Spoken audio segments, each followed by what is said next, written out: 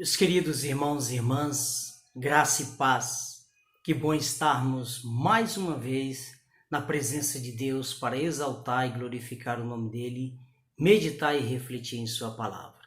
Quero convidá-lo, desta vez, à reflexão em Romanos capítulo 6, versículos 6 e 7, onde a Bíblia diz: Sabemos que o nosso homem velho foi crucificado com Cristo, para que seja destruído o corpo sujeito ao pecado, de maneira a não mais servirmos ao pecado, pois aquele que morreu está justificado do pecado.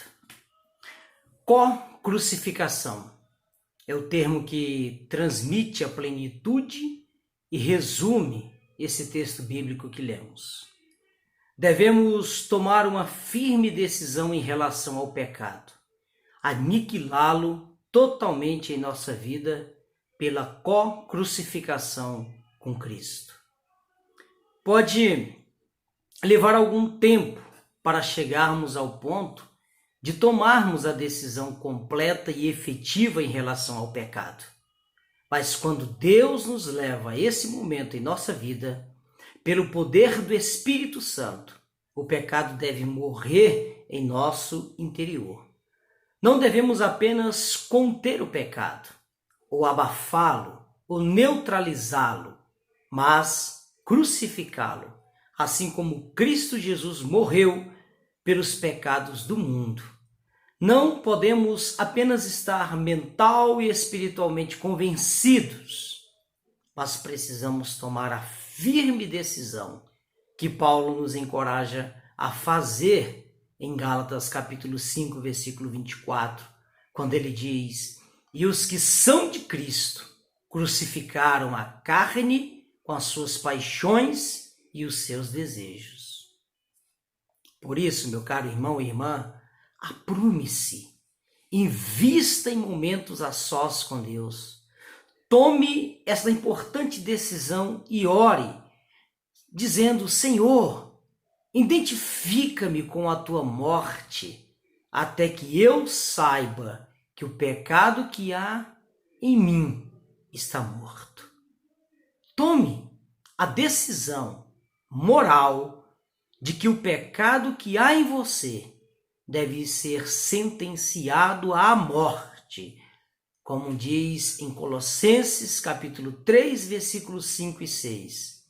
Portanto, façam morrer tudo que pertence à natureza terrena: moralidade sexual, impureza, paixões, maus desejos e a avareza, que é idolatria.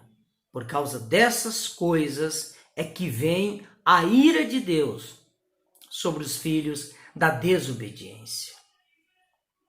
Isso, meu amado irmão e irmã, não se trata de uma expectativa, se trata de uma realidade espiritual radical, uma experiência definitiva.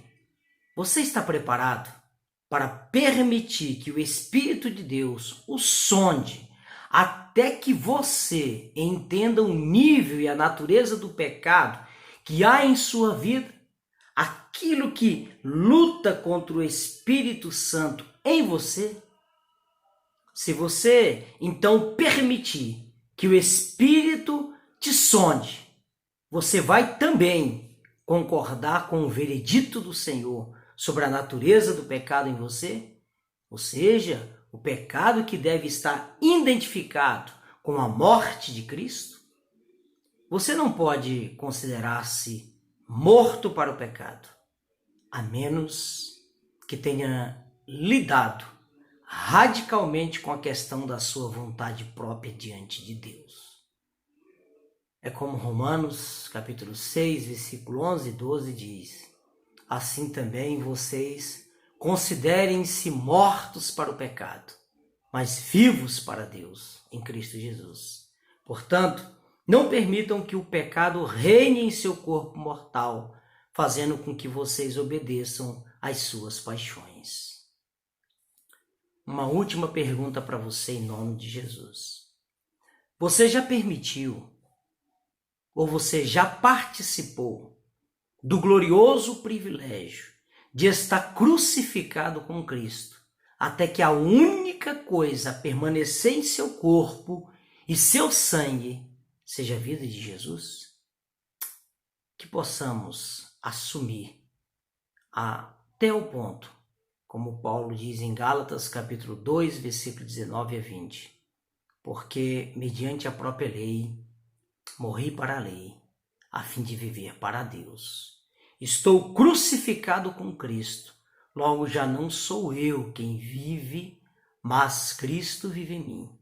E esse viver que agora tenho na carne, vivo pela fé no Filho de Deus, que me amou e se entregou por mim.